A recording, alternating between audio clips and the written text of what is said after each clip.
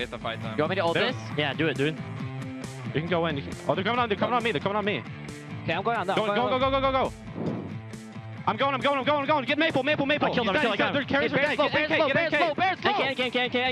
Chris is dead. I got it. We got Baron. Welcome back, everyone, to week number 2 of the North American LCS Summer Split. Now, before we get into our last match of the day, Curse versus Dignitas, I'd like to welcome Team Coast jungler Nintendudex to the desk. Nintendude looking fly as ever, the Coast logo. I like the gang signs. I think all teams should have one. Just my opinion.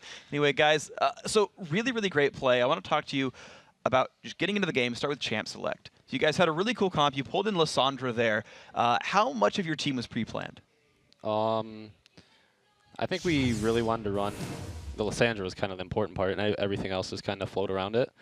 She's, of course, Lissandra. She's new, but we've found out she has great long-range initiation. Like, she's actually a mage that can initiate, which is pretty nice. So we kind of run DPS around that. She stuns everything, and we win the fight. So it worked. Early game went rough, but it all came together. So talking about the early game, we were surprised that you guys picked up Draven, because I don't remember MashMe playing him very much. That seems new, yeah? It's new. It's something he's always kind of wanted to run, but it's something he's kind of shied away from with all. We've just seen a lot of CC, so he kind of shies away from it when there's like cannons or whatever on the board, because they just kind of ult in and he dies. But that was a good situation for it. The laning phase went a little rough, but they came back because Draven's a bully, so it went well. Cool. So another strategy we saw there was Zion constantly split pushing and forcing some sort of answer from Velocity. What's really the decision making behind having Zion be your split pusher? The decision behind that is basically we felt we had a stronger 4v4, and that's what you see a lot of the time with split pushers. You feel like maybe the 5v5 doesn't go your way, or they have an annoying split pusher, you have to match it. We felt like that's kind of something we lacked in the Dignitas game yesterday, because we just kind of got owned by the Zed. This time we had a Riven to deal with it, and it worked much better. He was able to kind of push Chris in. They had some crazy engages, and we mostly just kind of 4v4 held them off until we felt like we were strong enough. Is that how you guys tend to come back from games where you're behind? Because you said the early game went a little rough. At one point, you were down 0-3 in turrets. What was your mindset when you're like, we got to get back into this? I think we all kind of knew we still had the game. Third comp kind of was something that we were used to playing against. A lot of times when you see Lissandra, teams tend to go poke. But most of the time, Shifter just flashed in with his combo anyway, and we got good engages. And that worked well for us. Yeah, I don't think we were really concerned too much at any point in the game. Maybe a little bit scared.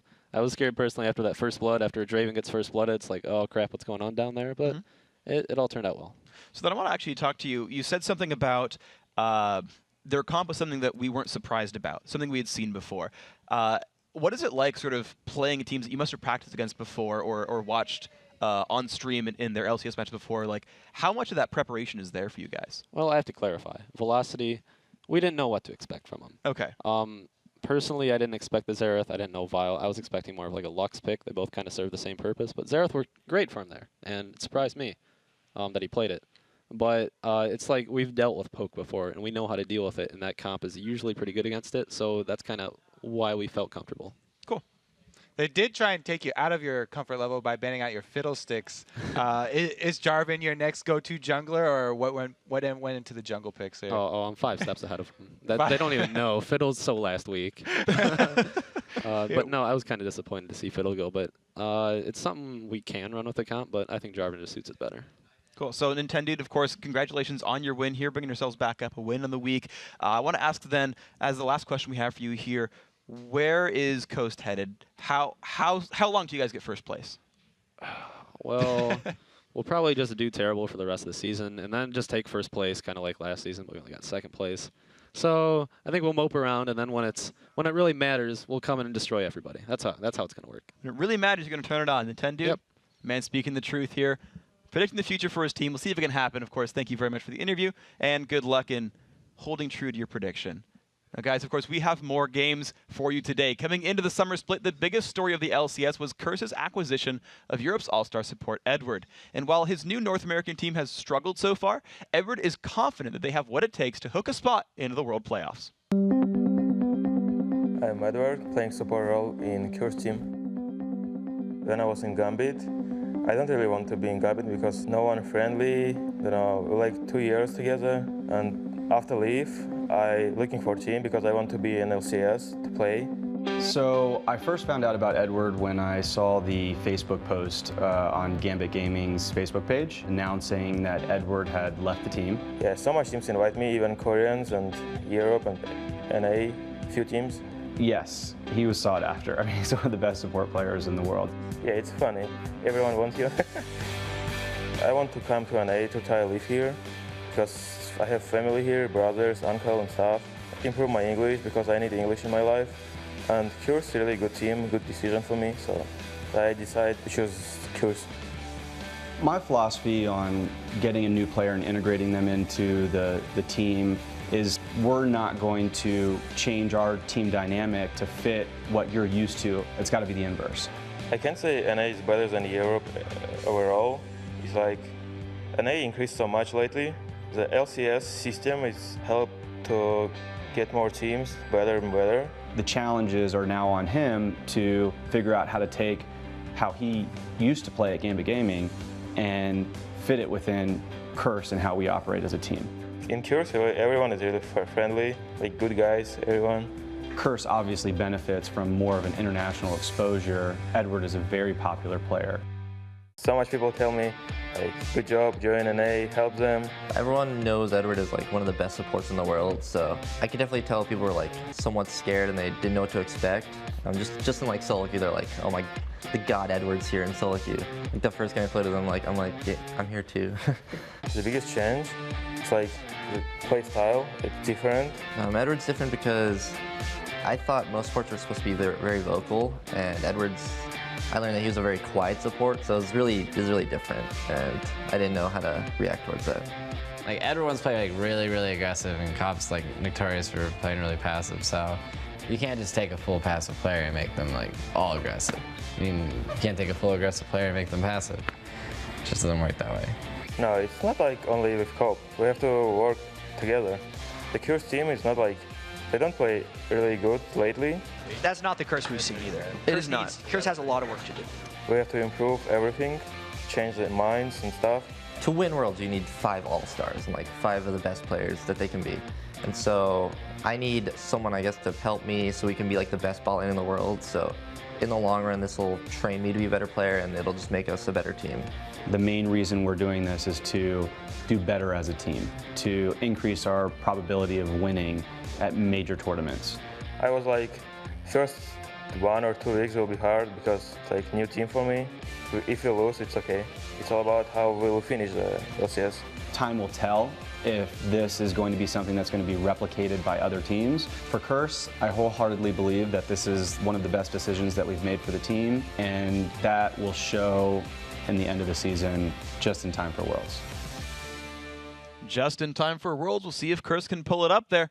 Kind of a rough start, but we'll see where it goes. Now it's time for our final match of the day, Curse versus Dignitas. And with 6 games in their match history so far, these two teams have had very different starts to the summer split. Yeah, Curse have definitely fallen from grace. They're now 1-5, still working on the communication with Edward.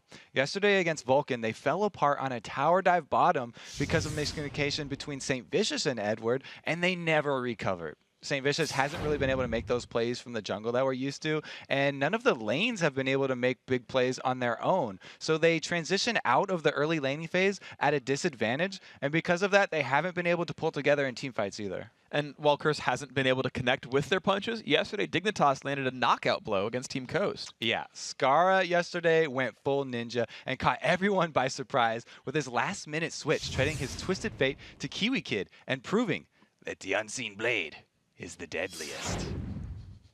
He was strong, and he caught Team Coast. He went 2 versus 1. They still weren't able to take him down. And for Dignitas, the summer split is starting an awful lot like that spring split, where Dignitas lost the 2 games in the first week before going on a 10-game winning streak and climbing to the top of the standings. We'll see if their win against Team Coast yesterday is a catalyst they need to start another winning streak and climb back to the top of the standings again this summer. Let's see if they can do it. Now, guys, it's time for the starting lineups because we're getting it into the game soon. On the blue side is Team Curse. Foyboy in the top lane, St. Vicious in jungle, Nijaki in mid, Cop on AD carry, and Edward, that new import from Russia, on support. And in the red corner, it's Dignitas. Kiwi Kid is up top. Well, he's been mid a couple times lately. They have been doing some switches. Crumbs is that jungle, though. Scar is mid. Amacutie Pie is on AD carry, and Patoy is supporting. So, guys, we're about to head into Champion Select, but first, let's take a quick look and see who you guys think is going to win this match. And according to LOLesports.com, we have a tie. None of you know who's going to bring this one out. Certainly I don't.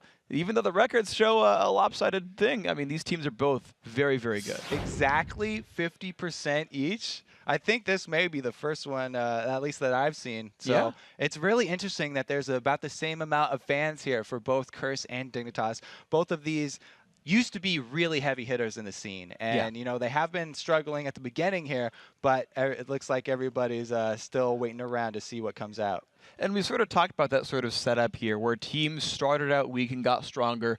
And you know, I think we've talked about Coast and Vulcan freaking enough about how, oh man, their spring splits was really rough, but they sure turned it on in the playoffs. But for CLG, for example, right, they came through, new lineup, look kind of shaky, but I mean, they handed Cloud9 their only loss so far, right? They've looked a lot better now. Dignitas, they started at 0-2, and again, they're starting to look really, really good as well. And Curse, right, they're just the next in line to say, look, our new roster changes are starting to cement. We're starting to get it there. We're kind of ready to go. I feel like I'm hearing this from everybody who's losing. They're saying, it's okay. We're going to start off rocky. We're all counting on the end game. We're looking for the finals and looking to finish strong. We'll have to see. Not every one of these teams that say they're going to start out rocky and then finish strong can actually finish strong, because there's only a couple of top spots at the top. That's true. I mean, they can start out rocky. There's not room for Curse, CLG, and Dignitas, everybody up there. First place only has one team. Exactly. At the end of the day, first place only has one team. And if you start out rocky, you've got to make sure you play the rest of the movie out to make sure you can beat them up in the end. Let's try. It's okay. We're going to move on. So right here, though, you've got 8 players in the game. You're looking at Saint on the screen, though, and he's been around freaking forever, right? Like, you talk about new blood on the team, but you've got, I don't want to say old blood. He's the same age as me, but, like, he's been around for so long. And we talked about him in the pregame saying he was the playmaker last split. He was in so many first bloods, made so many things happen, and that's one of those strides we haven't seen yet from Curse. Yeah, talk about old players. Watching the OGN finals, the piece that they did on Home had me in tears. Because as like the older gamers, you feel getting a little bit slower. And I know Saint has talked about this before. His that's what he blames his miss smites on, or the old age and the reduction in his reaction time. So I definitely can relate to them. Yeah, and it's interesting to contrast even just the junglers, because like Big Fat LP, for example, so new to the jungle scene, but that guy has really good reflexes. Like he will spell shield everything in Nocturne. He's had almost immaculate smiting so far in the split as well. And you know, he's up against Crumbs, who I think has done a pretty good job of holding his own with jungle control as well.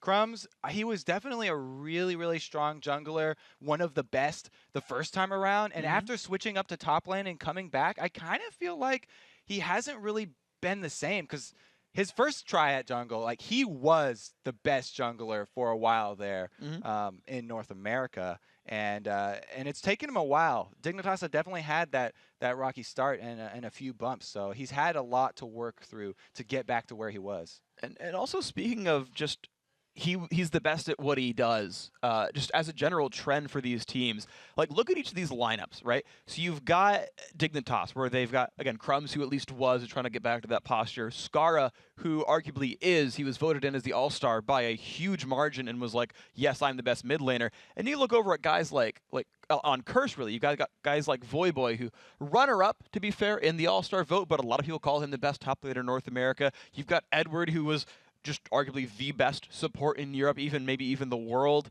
Again, voted all-star there, imported player. Like, this is just a matchup of people who are arguably the best in their roles. There are a lot of stars and a lot of fan favorites in this matchup, that's for sure. The teams as a whole have had problems, so we'll definitely see whichever one of these teams can bring their star power together, and everybody play nice is probably going to be the one that will come out with the W. And the coordination, really, really important. Of course, this Curse lineup only been together for a little while. It's going to take a little bit. They said they would get it together at the end of the season. That they're not even expecting wins just yet. But you've got to kind of wonder, you know, as much as we celebrate teams for coming back at the end of it all, having a harsh early start, right, can mean a heck of a lot. Because look at what happened even in the spring playoffs, where it's like, yeah, the teams came up and took second and third and whatnot, and guys did really, really well. But I mean, the lower your seed goes, the more chance you have to play the first seed in the tournament.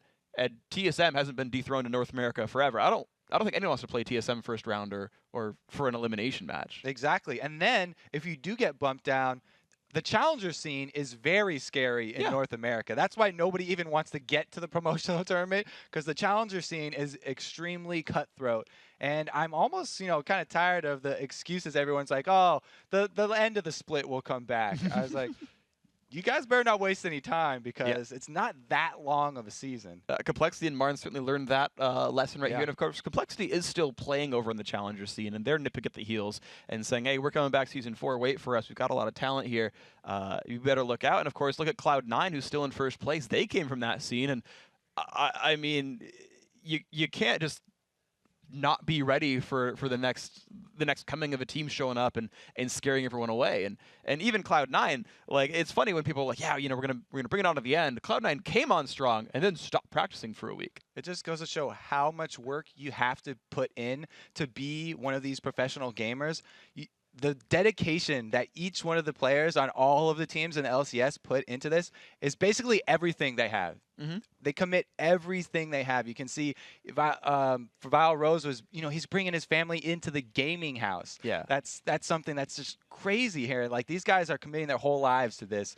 It's not something that you can just say, oh, I really like playing this game. I think I'll just join the LCS and compete with the top dogs. Yeah, whatever. Right? It's easy to scrutinize their plays on camera when we're slow-mo replaying them, but these guys definitely put so much effort into it. And the game comes by really, really fast, right? We talked about reflexes a second ago and about how players aging say, yeah, I can't smite as well as I used to, and it's getting hard for me. But the amount of, like, amazing clutch plays these guys put out, like, I go back and, like, watch some of the instant replays, like when we're recapping the fights and whatnot, and the number of, like, clutch, like, hook flashes. There was one where when Coast almost took down almost took down Dignitas.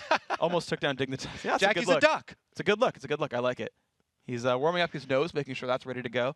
But like the last game of Coast versus Dignitas on yesterday, it was interesting because they almost won the game on that base push there, where Zed Scar was split pushing in the bottom lane. Right, he's pushing down to the inhibitor turret, almost took it down, and the rest of Coast is like, screw it, go for the base, and they get 2 kills.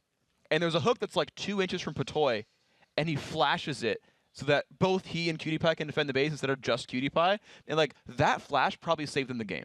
Because that flash kept him alive so he could keep defending and, like, not screw it all up. And it was just like, he almost lost from flashing. Like, that's how close the games are and how much the reflexes matter. Like, a single flash hook, like, turned the game, basically. The great plays from one team really bring out greater plays and defensive maneuvers from guys like Patoy and stuff in that situation. So you can see the interplay and how very strong competition breeds great talent. It really does, and these guys have been around strong competition for just so long. We talked about how Saint's been around for a while. Kiwikid actually a lot newer to the scene is the funny thing, whereas we just saw his top lane opponent, Voyboy. That dude's actually been around for a long time, and actually a bit of an innovator as well. I remember back in the day, as he was still rising up and not really a household name, he was like the first guy to run Wriggle's Lantern on laners. Realized that the stats were so good. I did the math. I was like, I get a ton of attack damage. I get a bunch of armor and lifesteal. Heck, the proc, I think, actually lifesteal back then as well. And it was like, yeah, go Wriggle's Lantern to AD carry. It's the new thing. And, like, did that for so long and innovated that build. And then everyone was like, actually, Voy, you're right. This is amazing. And Wriggle's got, like, nerfed 5 times in a row because it was so strong. And it's fun when you date back on these guys and you see the innovations that each individual player even brings to the table. It's so funny that you bring up Voyboy and his love of Wriggles, because he actually started out as a fan of CLG and a fan of mine, and I put him in contact with a lot of players that got him into the professional scene. And one of the first criticisms that Chaucer had, Chaucer's got criticism for everybody, but he hated on Voyboy so hard for buying Wriggles on Ezreal. And he just discounted Voyboy altogether. He was like, that guy's he has no idea what he's doing. He's always buying these Wriggles on Ezreal. That adds nothing. You need the damage. And then, 4 or 5 months later, like, okay, you know, maybe you're right. So the new ideas that people are constantly bringing in definitely fuel the scene and just fuel the constant innovation that's really inherent in this League of Legends game, and why we've been able to keep fans for so long, because the game is constantly changing. You got to imagine the first time Nintendo bought a Spirit of the Ancient Golem, even he was like, oh, that was a mistake, and then plays it out and was like, actually, On no. Fiddlesticks, yeah. Yeah. Oops. Yeah, sorry. Yeah. He bought the Ancient Golem. I was like, that was a bad idea. Why did I buy a tank item? Yeah, on Fiddlesticks, thank you. But also, like, the Blue Ezra build that came out, right? It's like, hey, you know, I'm actually going to go Spirit of the Elder Lizard and then buy, you know, cooldown boots and just keep buying mana. In fact, I'm just going to color code and I'm going to accessorize really well. There was just one guy who was like, yeah, this is going to be really fun. I feel like I'm just all blue today. Wow, this works really well. I remember actually questioning Nick Wu on his Lizard Elder Darius, and he was like, yeah, it's like super efficient. Like, it's a really good item. It's really strong. You should buy it. And we're like, okay, I can kind of see the numbers there. And then everyone was like, no, Lizard Elder is like really stupid good. Like, you should really be buying that item. And the players that are ahead of their time, it's always kind of fun to see. When people first started breaking out Xerath in the LCS, right? That was kind of a new one as well. Where it's like, actually, yeah, the long-range bombardment, the poke, the burst you have is... You should really be bringing that out once in a while, and it surprised a lot of people. Right, and that's something that came from solo queues. So solo queue stars, it really goes to show, especially with the success of both Cloud9 and Alternate, that the solo queue really does have a lot to offer the professional scene. So a lot of people usually just disregard the solo queue as not being close to actual tournament play. But so many good things come out of solo queue that you can't ignore it. And definitely a lot of things worth learning, so keep your skills sharp. But we're here into the game. Had to get Edward set up, by the way, but he is here, of course, as you can tell. And the game is afoot. Diana and Zach banned away from Dignitas, Crumbs, and Skara getting respect there. Meanwhile, Nunu and Thresh, I mean, we are seeing these guys very popularly removed of late. Yeah, we have not seen a Nunu played yet in the 3.8. He's either been banned or not picked a couple times. And if he's up, I would definitely go to that because of the importance of that buff control. But not going to be available this time, and neither is that Zach, another very, very popular jungler because of the tankiness and because of that revive passive.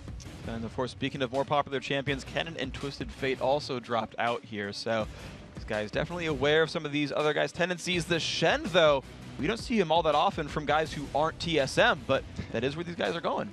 Exactly. Dyrus is a real big fan of first picking that Shen and getting the opponents thinking about global objectives just from the very beginning of the pick span phase. Thinking it's a really strong pick, so now it is Dignitas' turn to say, all right, so we do have to think about global objectives. Shen is on the map. It could be Sand, it could be Voy. It's weird because it's not really a Voy Boy champion, and the only guy I really see jungle Shen is like Cloud Templar from Frost, and that's like it. It's not that popular with a lot of the young kids because he's not very quick at clearing. Flashy. Not very quick at clearing the jungler. The jungle, yeah. Actually, I remember, I think it was this was Curse against Vulcan. They ran Nocturne Shen back in the playoffs. I remember that because Zune was like, I can outplay him, and would like dodge shadow dashes. We'll see what they end up doing with this one. However, it is going to be Hook City coming in here for Patoy as well as the Draven. So very nice, fun, aggressive lane here for Dignitas. Love having Draven paired with either of those hook supports because he's such an aggressive early laner. You can punish people so badly. You don't even have to land the hook, but you can zone them out and keep them away from the creep wave. So it is going to be the dive comp coming in here for Curse, though. A lot of aggressive people who can pull you to them for Dignitas, and Curse is like, great, please pull in any one of these three champions. We'd love to be on top of you. Yeah, you said you haven't seen TSM first, anybody but TSM first pick Shen. This is Curse going full TSM right now. They're going to have that Nocturne plus Shen, the Darkness and Stand United Ultimates combo, and then Jackie also with a global. Very, very, very intense team fight here from Curse. As soon as those guys hit level 6, too, they just inherently get so much map control because Dignitas will have to be worried about all these different cooldowns. So whoever is on Dignitas is keeping track of those cooldowns is going to have a lot of numbers in their head now. A lot of numbers. Thankfully, I think they actually all have the same cooldown base. I think they're actually all 200, 180, 160. So at the very least, there's a frame of reference here for these guys to make it a bit easier. Of course, a lot to track still. Now, Dignitas have gone in for a couple more really flat. Actually, all these champions are actually very flashy. We've got Lee Sin and Jace also grabbed up. A lot of playmakers here. You know what stands out about this Dignitas team right now, though, is so AD heavy. They're definitely going to be a lot of Ninja Tabby coming out from Curse, I think. So armor defense, very important for these guys then. I'm going to go ahead and assume an AP champion at the very end here for these guys. I feel like that'd be a little bit smarter for the Dignitas guys to get one of those. But Curse are going to make some choices here. Edward's going to actually reprise his role on Leona, and Cobb's going for Ezreal. So more globals actually for them for Curse. It's interesting that they've added on another global here with the Ezreal ultimate, because that actually adds a lot of options late game. If you do, especially if you do go that blue Ezreal build, the cooldown on his Arcane Barrage is so low that it adds another form of wave clear that even if you don't have someone split pushing, you can actually clear out side lanes. So a lot of people ready to dive in and kind of do a whole bunch of two champions in a team fight. And Dignitas, they're going to go for Evelynn here for Skara. Remember, he played her back in the promotion tournament and did really, really, really well. Scar's gonna bring back the role here. Yeah, so that's AP all right, and that's a flanking AP. Scar's gonna want to come in from the side of these team fights. They're gonna need Patoy to start it out and sort of divert all the attention over to the rest of Dignitas and open up an avenue here for Scar to sort of make his flanking attack from the side. So interesting team compositions here then indeed. A lot of global pressure and hardcore initiation for this Curse lineup. Dignitas looking to start things out and then flank in from the side. Draven, of course, back here for Cutie-Pie. Cop used to like to play it a lot. He's been rocking that champion a fair bit throughout this split. Cutie-Pie, I feel like his personality, he's going to want to show Cop how it's done. Cutie-Pie definitely has been a long time proponent of Draven. He loves the play style. He will stay in that lane and push it all the way through your inhibitor. We've seen this back in the spring split where Dignitas did their signature. Everyone that gets super strong in your lanes and just never leave your lanes until you're in the enemy base. So we'll have to see if they can actually pull that one off against a global team comp like Curse has. It's very dangerous to overextend like that when you've got a Shen that can punish you, a Nocturne that can punish you, or even a Requiem that could come in and just change the balance of those duels. So Cutie-Pie, he said yesterday that he was going to be the one to carry his team, but he's probably the most unsafe champion in the map right here, and I'm worried for him a little bit. It's going to be difficult to navigate through all these guys, but Cutie-Pie, if you do it, then props to you. We are here into the game. Freak and Kobe bringing you the 4th game here of the day, day 2 of week 2. 2 + 2 = 4. I don't know where that came from, but the red team is Dignitas, the blue team is Curse, and we are underway. That came from your first grade math school. But yeah, we've got the bottom lanes here. I'm going to talk about here Cop and Edward looking for Cutie-Pie. And this is really where the mind games come in for 3.8, because Ezreal and Leona definitely want to go up against Blitzcrank. Wow, this is so close right here. Can we get the pull? Skara spotted for it. They pull up, but it's Voidboy that they grab. He taunts the team and starts ghosting around. Now, can he get away from everyone else? Edward actually primed a stun here. Cutie-Pie looks around in the shadows, but he's not going to jump into this one too much. Curse still trying to put control over the brush. Looks like they do okay. The ward goes down, and they're going to get some vision. So this bush right here that Curse was standing in is a very common bush for teams to set up traps like that. And that was just Patoy going with the pull there, trying to grab somebody. Was rewarded with 1 summoner off of Voidboy. Luckily for Voidboy, he's gone Ghost instead of Flash, and so the cooldown is much, much shorter on the Ghost than it is for Flash. 40 seconds shorter. Indeed, so only just under 3 minutes left on that one. Actually, an early vision ward coming down as well from Dignitas, so they wanted to black out some of the river vision from the Curse lineup. Problem is, they didn't actually reveal any wards with that, but it does let them to start the push. We said Blitz might mean a whole lot more in this new jungle. They've got a lot of vision pressure here over near the blue buff. Yeah, and that's so annoying as a jungler when the other team has Blitzcrank and they get the vision advantage around your blue, because Blitzcrank can just pull that over even after you start your blue, and they can steal this one away. They don't even need Crumbs to be there, but he's there for good measure. Going to steal away 1 buff, and we'll have to see if St. Vicious actually has an answer for this and goes to counter invade, or if he just continues to farm, because they didn't have any vision of the steal that went on. Yeah, he doesn't know about it at all. He actually was there. He soloed his own red buff as Koff and Edward did the double golem, so Saint burned his own smite. I don't think he'll be able to invade without a smite up for himself, so he's just taking his early experience. Wow, he roams back here, and Skara doing some scouting for Crumbs. They are going to actually see Saint. Saint's going to look for a little something there. That takes a lot of hate spikes into the back. Will he keep chasing down onto Skara? And he's not getting a lot from the pressure. Spots Crumbs out. It actually does stop the man from pushing for this. Of course, Curse has more guys bottom. Saint actually got way more out of that pressure because Jackie was free farming middle. Skara was not over there getting any CS. You can see 10 to 5 already. Rewarded with the blue buff because of the duo lane bottom. You automatically have the upper hand. Really impressive there by Curse then to say, look, no Smite, but that's fine. We have champions, and that means more than Smite in general. So, good opening here. Curse, you're seeing the mid lane duel right here. Jackie versus Skara. I guess at 6, Skara can start fighting him, but until then, I feel like this guy's going to farm a whole bunch. Yeah, that's just going to be boring. We won't talk about the mid lane. Let's talk about this top lane.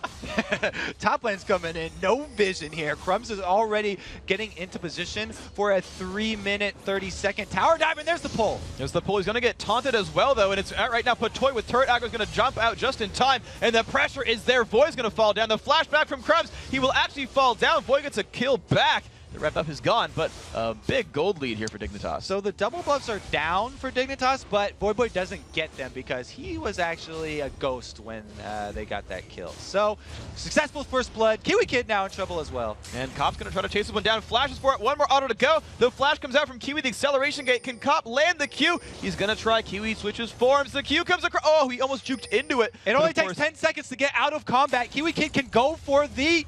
Oh, nice job by Cop. Arcane shift into the Q, lands a skill shot there. 2 for 1 Curse. Yeah, he was going to go for another execute like he had on his Twisted Fate yesterday, but not quite quick enough. Good job by Cop chasing that one down. I'm sure that we just barely avoided another Edward facepalm. You know what he said in the video was, guys, I'm here too. Oh my god, it's Edward. Hey, I'm going getting the kill. Better check yourself, guys. So now Crumbs has to pick up the Crumbs of bottom lane as his laner is gone, and Cop and Edward keep pushing this one out. Of course, Lisa doesn't get to do much against these guys. Yeah, Crumbs is trying to make sure no CS goes to waste over here. And they are going to actually slow Edward here, but they don't have a good follow-up, so nice disengage. Lands the stun and walks back, not too bad. Crumbs is going to keep pressure on this turret, though. I'm actually curious to see where these guys still end up going with this one, because Crumbs has been spotted out. Curse knows exactly where that jungler is. They can actually send their own. They can send St. Vicious wherever they want. He can make moves anywhere, but he's actually just farming right now and kind of waiting around the bottom side. And Curse are happy to just farm because of all the globals that they picked. Jackie's almost level 6 here, so if Skara goes to roam, like Eve's always looked to do from the mid lane, once he hits level 6, Jackie will at least be able to add his Requiem no matter where Skara goes to roam. So a lot of global pressure again, very, very scary. Let's actually take a look at the levels so far. Now, Voyboy is only level 3, very close to 4. He's like 2 minion kills away, and there is level 4. Now, St. Vicious has been farming as well, and he is on the low side of 5, making his way up there. He's got a little bit more to go until he gets his global, but Jackie is 5.5 and in the solo lane. So the globals, at least one of them is coming up soon. The other 2 still have a bit to go. Yeah, it's going to be pretty soon for those. And Saint is ahead of Voyboy in levels because he got the high experience targets in the jungle and then went and got lane experience on top of that too. So he's got like the supercharged jungle here. And it is actually going to be Skara with the first 6. So Jackie can CS from afar and won't really have to worry about the all-in until the gank does come from Crumbs. And Skara actually rushed a Negatron Cloak first item, so I don't even know if he is trying to fight Jackie so much. He's certainly not trying to burst him out, maybe play the long game here, but Skara really does not want to die to magic damage here. Interesting defensive start there from Skara. He might actually not even try and roam like you're talking about because it would be so easily punished by Curse's composition. Looks like, though, Dignitas going with that switch bottom. So they've had enough of the top lane here, and since they got the edge, they actually want to go back 2 versus 2. Oh, they've got the Draven, why the heck not? So 2v2 battle in the bottom lane, certainly Skara. He's actually doing a good job. He uses the W whenever Wall of Pain finally hits him. Wall of Pain will only apply once, so once it hits you, you can break out of that slow. One of the nice effects of the Evelyn dash right there. So some cool little moves you're seeing from Skara, but this 2v2 lane is going to be the interesting one because this is the one where Cutie Pie is like, dude, I'm Draven, I'm going to show you how it's done, Cop. I want to take you down here. And Skara, He is going to roam on down. Pink wards were already down for Dignitas. This is blind here. And we do have a BF sword start from Cutie Pie. That's the reason that they're winning down here bottom so much. Draven can trade with Ezreal so easily that with that BF sword that there's really not an answer for Cop right now. He has to play passive. They talked about Cop being known for a passive player, and Edward actually goes in for the stun. He wants to go in, lands down on Cutie Pie, and there comes the Nocturne as well. Can they get the damage on a Draven? Yes, they will. Void even shows up to make sure it happens, and now Patoy's going to be forced to flash over the wall to escape. Void dashes, but not going to get much out of it. Dragon, though, should be theirs. And there's the global combos that we talked about. Both Nocturne and Shen popping their long cooldowns, but definitely worth it because they got the kill, and now they're going to get the Dragon. Probably have to trade it for top turret, though. I'm not quite sure why Jackie actually Requiem. No one was really all that close to dead on the Dignitas side. Yeah. Unless it was stopping a recall or something. But Crumbs and Kiwi Kid will respond to the Dragon take and say, thank you very much. I'm going to take Shen's turret for leaving his lane. So it was an even trade there with Dragon. Curse kind of had to get that Dragon because of the commitment by Void Boy and St. Vicious bottom. Dignitas knew that there was nobody top going to defend it, and so you kind of just want to trade that global gold there. Jackie, I feel like, just wanted to be part of the crew, saw everyone else using their globals, and wanted to be on the same cooldown. And one thing I also want to point out, yes, exactly. There, it's gonna make it nice for him. It's gonna make it nice for him. Easy on the timers. Yeah, there you go, guys. And of course, Dragon's just about 3 minutes after that, so you can keep up with this one. But the one adaptation I kind of wanted to bring up about Curse, though, was it just timed out now, but they had a vision ward in the lower river that actually saw Skara go down, and then saw him come back and leave bottom lane. And they're like, oh, we know it's 3v2 now, we can dive you guys. I thought that was a cool move. They managed to play around the Evelynn stealth pretty well. Yeah, it's definitely a key when you're going up against Evelynn. Generally, it would even be easier to have those pink wards in middle so you would know which way she went, top or bottom. But since Edward did his job there, then they had vision. And St. Vicious coming for a repeat gank down bottom. This time he doesn't have his ultimate, but he can get into position here. He's standing on a ward, though, is the problem, and you just saw, like, Dignitas hightailed it out of there, and they're like, no, we're good. And Perfect like, sound effects right. from that Blitzcrank, just burning out. That was a bit loud, sorry about that. Good recreation right there. Hey, man, you did the Zed impression, I'm going to do Blitzcrank, all right? We're not going to be the sound effects duo. Are you okay with that, Kobe? I'm all in. I don't think right. I have a choice with this one. Okay, so I'm a cutie, throwing the axes down there into the lane, putting damage to those poor little minions who actually don't have sounds for themselves. They just cry in silence as they get slaughtered for gold. A little morbid. I'm sorry about that. Guys, it's going to be a happy time. League of Legends is fun. Draven is happy. He's throwing axes at people. He's picking up the gold. He's going to like that a little bit. And Dignitas keeps shoving down to this bottom lane as Crumbs is looking for a little action. Ooh, so is Edward. He goes in with a double stun. And the burst onto Cutie Pie is massive. Crumbs, can you show up in time? Puts the shield down. Patoy, can you get the pain you need? Flash kick onto Edward. Can he get out? No, he cannot. I mean, Cutie Pie gets the kill onto that one. And that is a good setup for Dignitas. Yeah, I feel bad for Edward right there. It was a really good play. They would have had that if it was 2 versus 2, but Crumbs shows up just in time. Nice move to save the day there. And the turret pressure is still on for these guys as well. Yeah, okay, there were some kills. Yeah, there was a dragon, but Dignitas about to go 2-0 on turrets. This is a very good adaptation by these guys. Down in dragon, down in kills, still winning the game. And being in the lead with turrets is so key against the global comp like this. It really takes away a lot of the threat that Curse are relying on. So great job there by Dignitas, able to answer. The next thing that... Oh, St. Vicious going way too close. He wanted to stop them. He's going to go for the Shen ult as well. The globals are here, but they're going to kill Saint before Shen can arrive. And the damage from Requiem is just not enough there. Yep, the timers were all the same. Kiwi Kid, though, in a duel with Void, I think he went a little bit hard to stop that Void ultimate. Maybe took some turret damage. The Requiem certainly helped. The Void gets the 1.5v1 kill. All right, so we don't have to rag on St. Vicious too hard there. At least it was a trade, because that was definitely Kiwi Kid jumping in on Void Boy there and paying for that with his life. But wow, this is not solo queue. If people are blue pilling in LCS match, they're still looking at their character. They're not just looking at the item shop, and you can't imagine that they're just going to let you walk up and stop them. And indeed, so because of the kill in the bottom lane, though, Curse are going to take advantage of that stuff. Jackie grabs his blue buff, pretty easy for him there, pulsing the Defile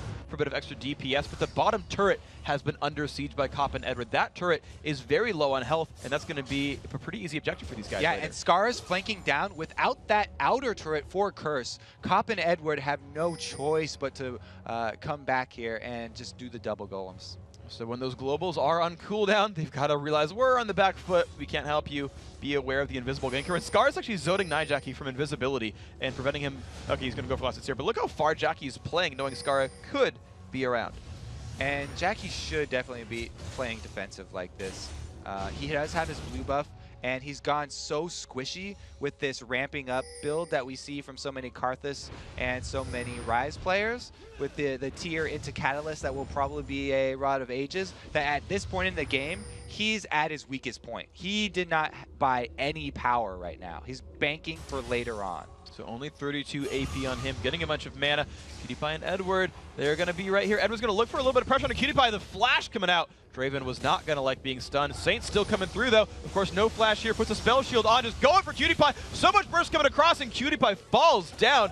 Edward, the true carry he is, takes the kill. Yeah, so the successful gank down bottom, but that means that 3 members of Dignitas had free harass on Jackie. They blew his flash, but since there was no mini wave at the turret any longer, they couldn't continue the chase, and they're just going to have to try and take it down. So a new mini wave does show up for them, and no one from Curse is ready to respond to this. So look at the pressure by these guys. That turret's going to fall over. Good pickup here, Dignitas. Taking their 3rd turret. All other turrets are already gone, 13.5 minutes in. Great job by them neutralizing. So now they need to set up for the next dragon. The timer is going to be at about 30 seconds here, and both teams actually really want to contest this one. The ultimate from St. Vicious is going to come up a little bit before Voyboy and Jackie, but they should be in position for this dragon once it spawns. 18 seconds to go. Voy, his ultimate cooldown is 28, so the team either buys 13 seconds or sends him there by foot. That's going to be the curse play right here. Voy still pressuring KiwiKid, and KiwiKid's low on mana too. Yes, but Voyboy, if he does want to enter the battle, even if once his standing die does come off cooldown, have to watch his distance from KiwiKid, because Jace can jump on you and knock back to interrupt. Right now, though, Kiwi is recalling. He seems to kind of know that Dragon's on the table. QtPie is on the top side of the map, though. So Dignitas are not really forcing it down right now, or even contesting that location on the map. But Curse are happy to say, yeah, your guys are far away. We're not going to press the issue right now. They're pushing for the bottom lane right now. So they have bought enough time to have the triple globals up for Curse, but since Voyboy is getting free hits on the turret, they don't have to force this dragon right now. All they have to do is delay, and that split pushing Shen will gain them free objectives and free gold. And the free gold might still just keep coming on in. Crumbs and the rest of Dignitas are looking for something to force down. They have sent Jace to the bottom side of the map. Voy, of course, being left alone completely. This means that Dignitas are committing to this dragon fight. By giving up that top lane to Voyboy for free, they have to make something happen right now. And that turret's going to go down no matter what here. That will be the first turret kill for Curse. The moves are starting to be made, and Dig and the rest of Dignitas are now going for Dragon. The team is around, though. 5v5 could happen at any time. This is going to be all the cooldowns in action. Here goes St. Vicious. Just diving in on QtPie. Can they get the damage they need? The Ezreal comes by as well. Jackie trying to rejoin the fight. And there's a beautiful ult coming in from Edward. The team is going to chase on down. Cop picks up one. Crumb runs to the left. The rest of Dignitas running back, but there comes Requiem. Will it be enough? Scar falls down. KiwiKid not much health. Patoy's gonna, no! Patoy wins the duel under the turret. Thank you, turret. Patoy's gonna get that one, but a huge team fight, 3-1 for Curse. St. Vicious goes down there all by himself. They are gonna answer with this turret, barely though, and it's gonna be the 4 members of Curse that don't have Smite going for the dragon. So unless Patoy makes some crazy decision to return and go for a grab steal, he's gonna recall right here. No, Patoy went for the execute, realized no one was chasing him, and said, I'll just go for the recall then. That's what, oh! Oh, that was so close. That was a really good read by KiwiKid. Or not KiwiKid, by QtPie, I should say.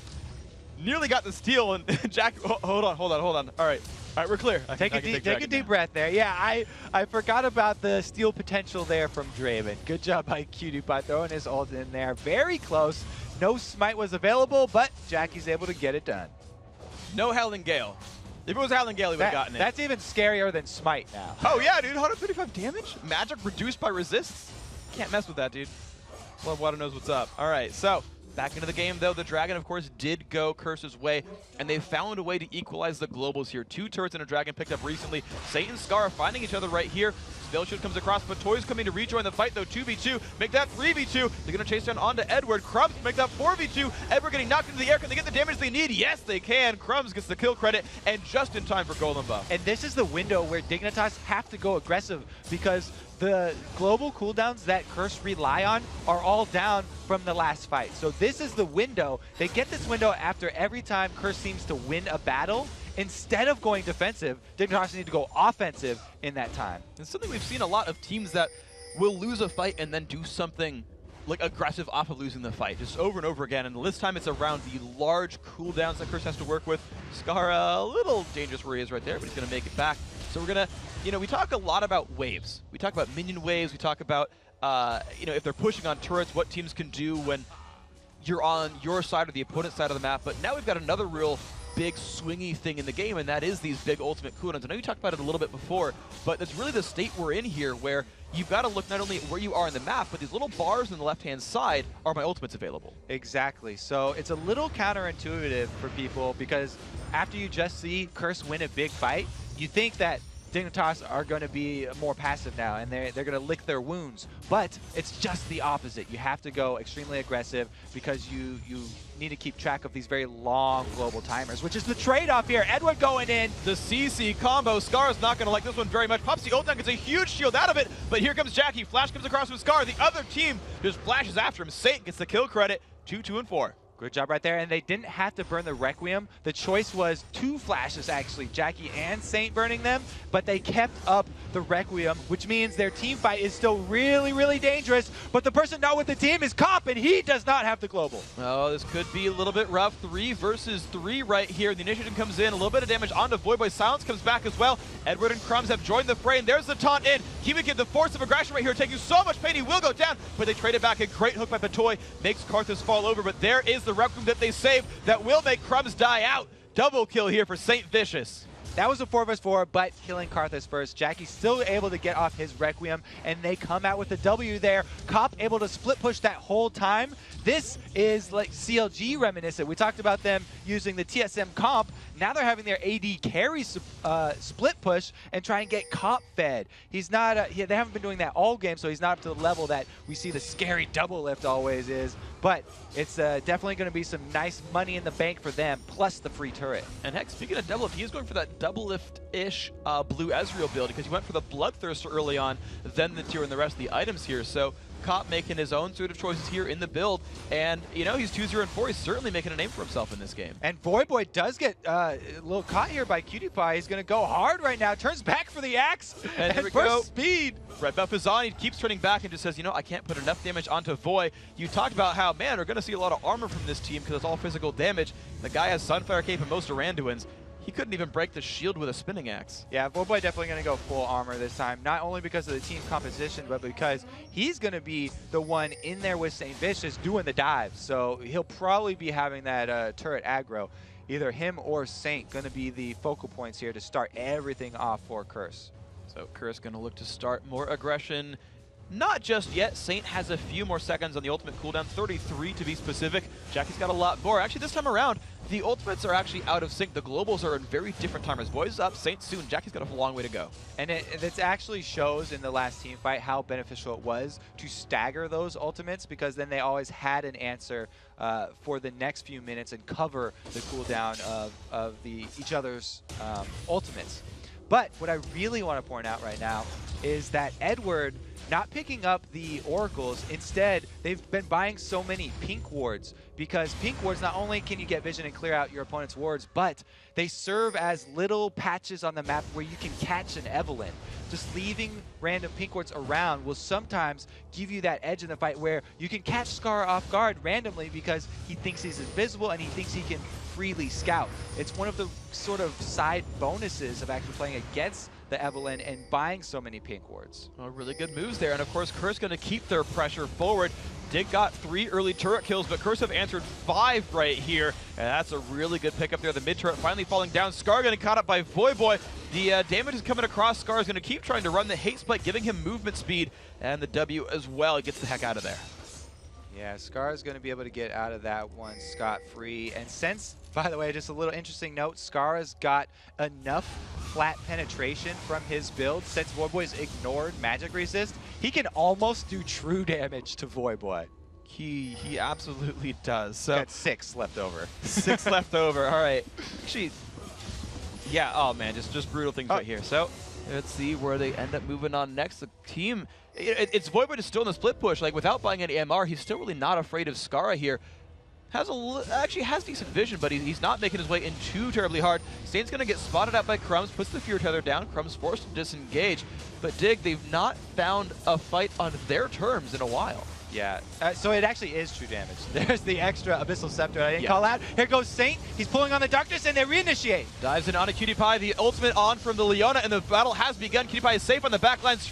Kiwi Kid forced to flash away, and the engage now comes onto Skara and Patoy. They're both going to fall down, but they've traded back there onto Nijaki. The Requiem comes across. The rest of Dignitas. Oh, no, Kiwi Kid actually will die from that. So a 3-for-1 again for Curse. They're probably not done with this. No, they have control of the map right now, and the pings right now are going on Baron. It looks like they'll focus this one. The small ray of hope for Dignitas is that Crumbs is still up.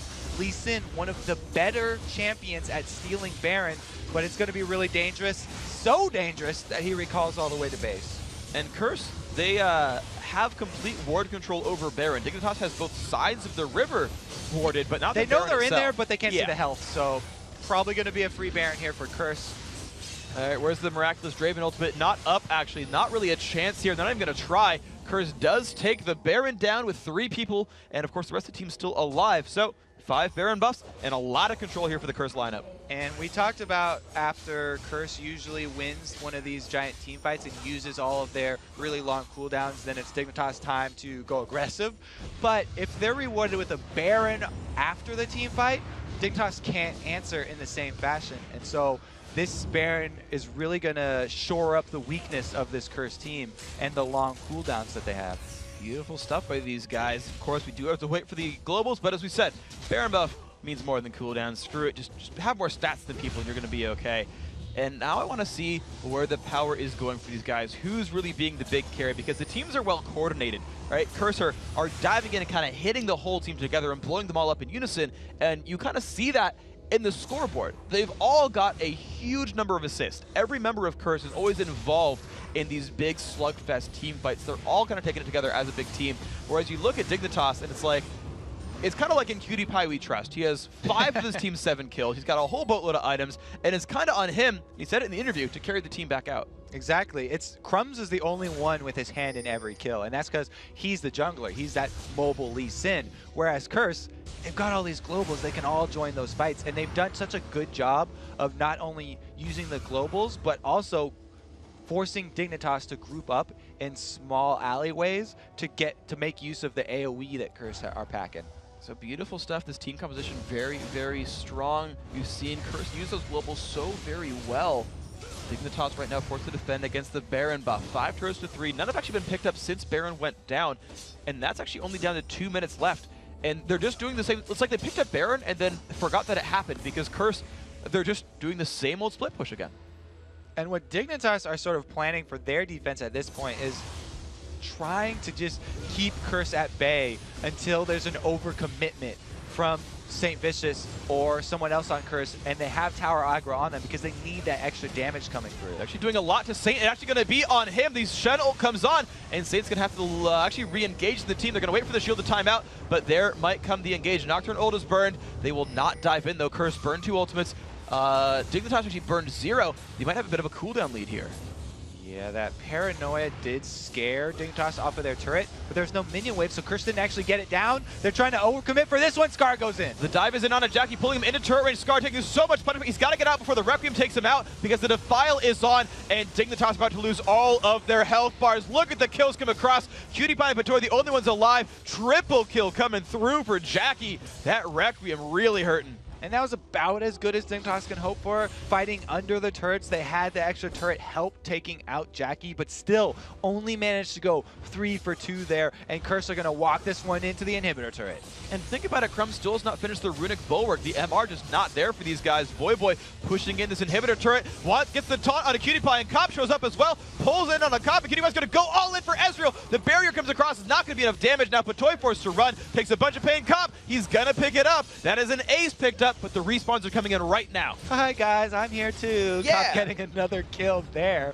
And you're right, there's no answer for Dignitas for the fed Karthus. Jackie has guaranteed damage right now that they can't avoid, and he's just too fed with adding that death cap on, and he's also got an elixir of brilliance. Once he pops that, he'll have over 600 AP.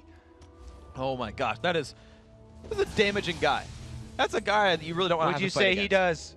Tons of damage. He's got the wrong guidance for it, but I'll give it to him this time around. He's doing good stuff. So Jackie making a lot of things happen. 631 in that ability power, and he is on his own split push duty here. Can't teleport with his global, but at the very least can kill off minions and then help by singing. Help by singing. Oh, that's the best way to help, I believe. Yeah. He has the perfect voice for it. Wouldn't you agree? I definitely do. It's raspy and glorious. It is it's like the most metal thing I can think of. Just by singing, people start to die. Isn't that great? They're going to actually have to do some damage to get people dead here, and Curse are definitely in the position to do it, though. They're taking their time. Everybody has gone back to purchase, so they're packing some new weapons, and with that side inhibitor down, they've really got just the run-of-the-mill here. They can choose to go wherever they want on this map. If they went topside, it would be farthest away, and they could easily shove in those side lanes. You know, the side lanes being down are actually more potent than the middle one being down, because that line of super minions can take a Nexus turret by themselves. And I don't think Dignitas wants that to happen, so they've got to choose their battles wisely and choose their engagements even better. 1 minute 55 on Dragon, 148 on Baron. So the global objective's coming up in just about a minute and a half right here. That might be the next big point. Certainly Curse has a big gold lead, but they just might wait for Baron or Dragon to get a fight not under the enemy turret. I don't know. Curse have been pretty happy with diving here, especially with Edward on the team now.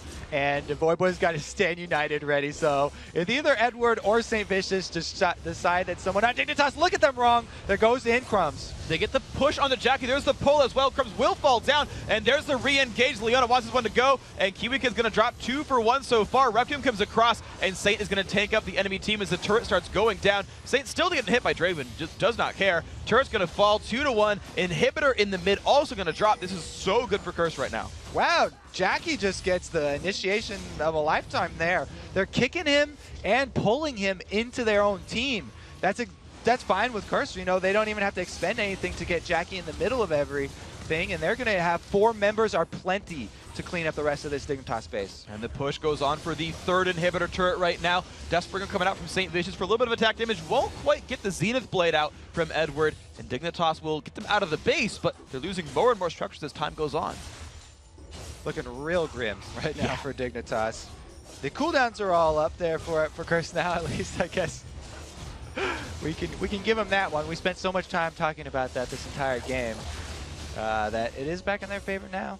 All right, let's see if Dignitas can pull that counter engage, as they've got a 13,000 gold deficit, but definitely needs something to go on here. They are this close, and my fingers are close together. You can't see it, but they are. They are this close to losing the game out to Curse and bringing Curse their 2nd win of the split. It's been a tough road for them, but these guys are starting to look a lot better. Voyboy on the Shen, 4-1 and 14. You said it was not exactly his playstyle, but he's done a very, very good job with that champion. Doesn't need a hard carry, just needs to make the right choices. Now the call comes out for Baron. This could be just the last objective they need to close the game out. Even though this is probably going to be a free Baron for Curse, I would say don't go for it. You don't have to go for it at all. You know, maybe Patori will pull off some crazy hook grab and they would throw it. Okay, it doesn't happen. But still, that's pretty much the only area that you can throw the game at this point. They're so far ahead, they could have easily walked in to that top inhibitor and forced a free team fight. Now that they have Baron on top of it, not much hope for Dignitas here. We're going to hope for a miracle, see if they can pull it out in Game 7. Game 8 really of the week, but it sounded right when I said it. Anyway, Curse are looking for this top lane. Why the heck not? An exposed inhibitor. The team, they're not even rushing for it. Voyboy's like happily killing the minions in mid lane, taking his time, making sure he's flanking around the team. The rest of the team comes up here, has an Oracle, still puts a pink ward down. Edward is really just trying to be aware of where Evelyn might be and where the flank might come from. The team is grouped up. They're going to be ready for this one. You can see the discipline of Curse. They still are all buying pink wards. They had 3 of them on 3 different people's inventories over there, plus the Oracle. So they're still, even at the very last moments, trying to keep that vision up when they're playing against Eve. They're making good habits. They are absolutely making good habits. What Vulcan said actually about their win yesterday over Curse is like, yeah, we're winning, but we want to make sure we use the rest of this game as practice, that we do everything by the book and correctly, and that's what's happening right here. That bottom inhibitor about to go down. It had respawn during that top lane siege. Could do by putting damage on a Void, but it might just not matter. There we go. All inhibs are gone. Only the Nexus and its 2 turrets remain. The siege still coming by. Hooks are not landing from Patoy. The pressure's still growing. The poke still coming in from Curse. Let's see if Crumbs decides to kick a different member of Curse into the rest of the team here. It looks like it's going to be Scar going ham. They go get the kill onto Jackie, not in the middle of the enemy team, but there comes Requiem. This could be rough. 1 and 2 have fallen so far. Will it be more? It's Saint underneath the turret. He might actually drop to the structure, but not quite. But it's a 3-for-1 fight so far, and now the turrets are going to start falling over. The rest of the team is around. That's going to be the game conceded at this point. Curse find their second win of the split in great fashion here with globals and great play. Good job by Curse getting right back on the horse, and a well-deserved victory right there. Great use of the global ultimates to turn around the early game and just make those ganks happen. Absolutely great coordination by these guys. And this, it was in the recap video. This is really not the Curse we're used to seeing. It's not the Curse that we expected to show up. Today was the Curse we finally got to see show up. The coordination looked good. The individual play, I think, was on from every single one of them. I gotta hand it to Edwards. Ultimates on Leona. Those solar flares were great. They were great to look at. Hurt my eyes a little bit because, of course, they're going to, but certainly very, very good play. Cop, no deaths, 4-0 and 13. That lineup, the whole team really did a great job. It was a very strong performance. Dignitas, I mean, rough go for them. We talked about the rocky start, so I guess this won't be the start of that run that they're looking for, but definitely some lessons learned here, and you just have to always keep in mind those global cooldowns, and the threat of this TSM comp that we always refer to it as is still there, even in the summer split. And it's cool to see these guys run different compositions, right? Split push came out at the very beginning from Curse. This is more of a hard engaged team, and less of a Void Boy just carries us. And so they found wins in different ways. Now, guys, we've got to take a short break, but when we return, Curse's Void Boy and Jackie will join us to talk about picking up their second win of the split. Then we're going to break down the updated North American LCS standings. Don't go anywhere. We'll be right back after these messages.